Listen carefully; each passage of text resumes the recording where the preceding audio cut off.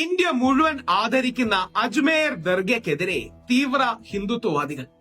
അജ്മേർ ദർഗയുടെ താഴെ ശിവക്ഷേത്രമുണ്ടെന്ന പച്ച കള്ളം പറഞ്ഞുകൊണ്ടാണ്, നട്ടാൽ കുരുക്കാത്ത നുണ പറഞ്ഞുകൊണ്ടാണ് ഇവർ ഈ ക്യാമ്പയിൻ ചെയ്യുന്നത്. ഓർക്കുക, അജ്മേർ ദർഗയിൽ സാക്ഷാൽ പ്രധാനമന്ത്രി നരേന്ദ്രമോദി പോലും ആദരിക്കുകയും ആ ദർഗയ്ക്ക് വേണ്ടി പട്ടുകൊടുത്തുവിടുകയും ചെയ്യുന്ന സ്ഥലമാണ്. ഹിന്ദുക്കളും മുസ്ലിങ്ങളും ക്രിസ്ത്യാനികളും ആ ഭാഗത്തെ മുഴുവൻ ജനങ്ങളും ഖ്വാജ മൊയ്നുദ്ദീൻ ചിശ്തി എന്ന് പറയുന്ന ലോകാരാധ്യനായ ഇന്ത്യയിൽ ഏറ്റവും ആദരണീയനായ സൂഫി വര്യന്റെ ആ ദർഗയിൽ പ്രണമിക്കുകയും നമസ്കരിക്കുകയും ചെയ്യുന്നതാണ്. ആ അജ്മേർ ദർഗയെയും വിവാദത്തിലാക്കാനാണ് ഈ തീവ്ര ഹിന്ദുത്വവാദികളും ഈ ഹിന്ദുത്വ സേനയും ഒക്കെ ശ്രമിക്കുന്നത്.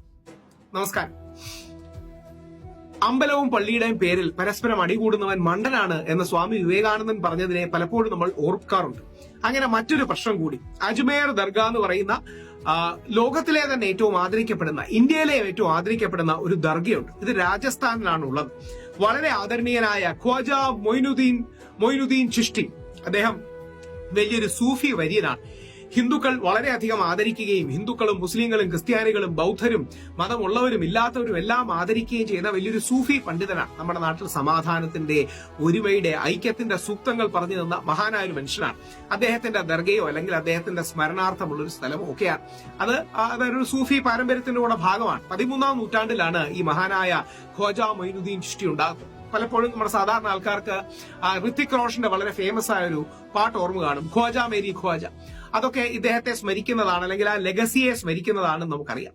അപ്പം ഈ ഹിന്ദുത്വ സേന അല്ലെങ്കിൽ വിഷ്ണു ഗുപ്തയുടെ ഹിന്ദുത്വ സേന ഇതിനെതിരെ അതിശക്തമായി ഒരു നീക്കം നടത്തുകയും അതിനെ വിവാദത്തിലാക്കാൻ ശ്രമിക്കുകയും പ്രശ്നവൽക്കരിക്കാൻ ശ്രമിക്കുകയും ചെയ്തിരിക്കുകയാണ്. ഇപ്പോൾ ഈ വ്യക്തിയൊക്കെ എനിക്കറിയാം. ശബരിമല പ്രക്ഷോഭ കാലത്ത് നിങ്ങൾക്ക് എല്ലാ പിന്തുണയും സഹായവും എന്ന് പറഞ്ഞു വരികയും ഞാൻ വളരെ ബഹുമാനത്തോടെ ഇദ്ദേഹത്തോട് പറഞ്ഞു, എല്ലാവിധ സഹകരണങ്ങൾക്കും സഹായങ്ങൾക്കും നന്ദി, പക്ഷേ നിങ്ങളുടെ ഒരു സഹായവും ഞങ്ങൾക്ക് വേണ്ട. കാര്യം അവരുടെ മനോഭാവം പലപ്പോഴും നമുക്കറിയാം. പ്രശ്നം ഉണ്ടാക്കുകയാണ്, ഹിന്ദുക്കളെ സഹായിക്കുകയല്ല മുസ്ലിങ്ങളെ ദ്രോഹിക്കുകയാണ് അവരുടെ ലക്ഷ്യം. അങ്ങനെയുള്ള നമ്മൾ ഒരിക്കലും സഹായം മേടിക്കരുത്. നമ്മൾ ഹിന്ദുക്കൾ ഒരിക്കലും സഹായം മേടിക്കരുത്.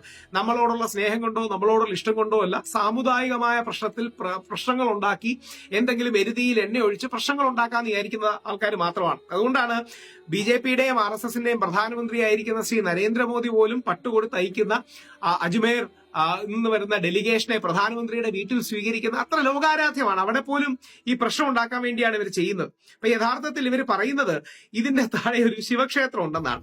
ഈ ശിവക്ഷേത്രം ഉണ്ടെന്ന് പറയുന്നതിൽ ഒരു രസകരമായ കാര്യമുണ്ട്. നമ്മൾ ഹിന്ദുക്കൾ അറിഞ്ഞിരിക്കണം. നമ്മളെ പറ്റിക്കാൻ വേണ്ടിയാണ് പറയുന്നത്. അതായത് എന്തെങ്കിലും എല്ലാ വീടിന്റെയും താഴെ, നമ്മുടെ വീടിന്റെ താഴെ, അമ്പലത്തിന്റെ താഴെ, പള്ളിയുടെ താഴെ, മോസ്കിന്റെ താഴെ, ദർഗയുടെ താഴെ, ബുദ്ധവിഹാരത്തിന്റെ താഴെ, സ്കൂളിന്റെ താഴെ, ഹോസ്പിറ്റലിന്റെ താഴെ എല്ലാം നമ്മൾ കുഴിച്ചു നോക്കിയാൽ എന്തെങ്കിലും പൊട്ടിയും പൊളിഞ്ഞും കിടന്ന കുറെ സ്ട്രക്ചേഴ്സ് കിട്ടും. സ്വാഭാവികമാണ്, പഴയ സ്ട്രക്ചേഴ്സോ അല്ലെങ്കിൽ കല്ലുകളോ മറ്റോ. അപ്പൊ ശിവലിംഗമാണെന്ന് പറഞ്ഞു കഴിഞ്ഞാൽ ഇതെല്ലാം ശിവലിംഗത്തിന്റെ ഭാഗമാണെന്ന് പറഞ്ഞ് ഒരു നറേറ്റീവ് ഉണ്ടാക്കാം, ഒരു കഥ ഉണ്ടാക്കാം, ഒരു കള്ളക്കഥ ഉണ്ടാക്കാം. അതുകൊണ്ടാണ് ഇതിന്റെ എല്ലാം പിന്നിൽ ശിവലിംഗമാണെന്ന് പറയുന്നത്.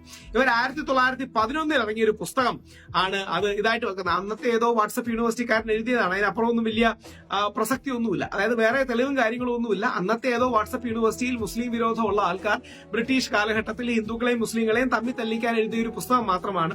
പക്ഷെ അവിടെയും സർവേ വേണം എന്ന് പറഞ്ഞാണ് ഇവർ പോയിരിക്കുന്നത്. ഈ സർവേയുടെ രാഷ്ട്രീയം എന്താണെന്നും കൂടെ അറിയണം. ഈ സർവേയുടെ പേരിൽ സ്പർദ്ധ ഉണ്ടാക്കുക, സർവേയുടെ പേരിൽ മുസ്ലിങ്ങളെ ചീത്ത വിളിക്കുക തുടങ്ങിയ വളരെ ലിമിറ്റഡായ ഉദ്ദേശങ്ങളെ ഇവർക്കുള്ളൂ. ഒരു കാരണവശാലും ഇത്തരത്തിലുള്ളവരെ നമ്മൾ പ്രോത്സാഹിപ്പിക്കരുത്. ഇത്തരത്തിലുള്ളവർ നമ്മുടെ രാജ്യത്തോട് ദ്രോഹം ചെയ്യുന്നവരാണ്, അവർ രാജ്യദ്രോഹികളാണ്. ഒരു കാരണവശാലും ഹിന്ദു മുസ്ലിം സ്പർദ്ധ ഉണ്ടാക്കുന്ന ഏതൊരു വ്യക്തിയും, അത് ഇനി വിഷ്ണുഗുപ്തയാണെങ്കിലും നമ്മുടെ നാട്ടിലെ ആരാണെങ്കിലും വെളിയിലുള്ള ആളാണെങ്കിലും, ഇവർ ഈ രീതിയിൽ പരസ്പര സ്പർദ്ധ ഉണ്ടാക്കുന്നവർ മാത്രമാണ്. ഒരു തീവ്ര വലതുപക്ഷത്തിന്റെ ഭാഗമായി നിന്ന് കോൺഫ്ലിക്ട് ഉണ്ടാക്കുന്നവരാണ്. ഞാൻ വലതുപക്ഷക്കാരനാണെന്ന് എല്ലായിടത്തും പറയുന്നതാണ്. കയ്യിൽ സ്വസ്തികം പച്ച കുത്തുന്ന വ്യക്തിയാണ്. പക്ഷേ നമുക്ക് തീവ്രവാദം വേണ്ട, നമുക്ക് ഗോഡ്സേവാദം വേണ്ട, നമുക്ക് തീവ്ര ഹിന്ദുത്വമോ തീവ്ര ഇസ്ലാമിസമോ വേണ്ട. മധ്യപാതയാണ് വേണ്ടത്. അതിന് ഖ്വാജ മൊയ്നുദ്ദീൻ ചിശ്തിയുടെ എല്ലാ അനുഗ്രഹവും നമുക്ക് ഉണ്ടാകട്ടെ. പരമശിവൻ എന്ന് നമ്മൾ ഹിന്ദുക്കൾ വിളിക്കുന്ന ഭഗവാന്റെ എല്ലാ അനുഗ്രഹങ്ങളും ഉണ്ടാകട്ടെ. കർത്താവിന്റെ അനുഗ്രഹം ഉണ്ടാകട്ടെ. വ്യത്യസ്ത പേരുകളിൽ നമ്മൾ വിളിക്കുന്ന ദൈവത്തിന്റെ പേരിൽ അടികൂടാതിരിക്കാൻ നമ്മളെ അനുഗ്രഹിക്കട്ടെ. ദൈവത്തിന്റെ പേരിൽ അടികൂടുന്നവൻ മണ്ടനാണ് എന്ന തിരിച്ചറിവ് നമുക്കുണ്ടാകട്ടെ. ദൈവം എന്ന് പറഞ്ഞാൽ യോജിപ്പാണ്, ഹാർമണിയാണ്. ആ ഹാർമണി കൊണ്ടുപോകാൻ നമുക്കാകട്ടെ. ദർഗയ്ക്ക് ഒരു പ്രശ്നം ഉണ്ടാകാതിരിക്കട്ടെ. എല്ലാ അമ്പലവും എല്ലാ പള്ളിയും നല്ല രീതിയിൽ ഇരിക്കട്ടെ. പ്ലേസസ് ഓഫ് വർഷിപ്പ് ആക്ട് പോലെ എല്ലാം 1947 അമ്പലമെങ്കിൽ അമ്പലം, പള്ളിയെങ്കിൽ പള്ളി, അങ്ങനെ നിൽക്കട്ടെ എന്ന് പ്രാർത്ഥിക്കുന്നു. ദയവായി ഈ വീഡിയോ ലൈക്ക് ചെയ്യുക, ഷെയർ ചെയ്യുക, കമന്റ് ചെയ്യുക. പോസിറ്റീവ് കമന്റ് ആകാം, നെഗറ്റീവ് കമന്റ് ആകാം, ഫീഡ്ബാക്ക് ആകാം, ഫീഡ് ഫോർവേഡ് ആകാം. നിങ്ങളുടെ എല്ലാ കമന്റ്സും ഇരുന്ന് ഞാൻ വായിക്കുകയുണ്ടാവും. അതെനിക്കൊരു ലേണിംഗ് എക്സ്പീരിയൻസ് ആണ്. നിങ്ങൾ അങ്ങനെ തരുന്ന പ്രോത്സാഹനവും ഉത്തേജനവും കൂടുതൽ സമയം വീഡിയോ ക്രിയേഷനും ലോകത്ത് ഇൻഫർമേഷനും പബ്ലിക് പോളിസിയെ കുറിച്ചുള്ള കാര്യങ്ങൾ പകരാനും റേഡിയേറ്റ് ചെയ്യാനും എനിക്ക് ഉത്തേജനം നൽകും. എല്ലാവിധ പ്രാർത്ഥനകളും നിങ്ങളുടെ ഭാഗത്തുനിന്നുണ്ടാകണം. Please like, comment,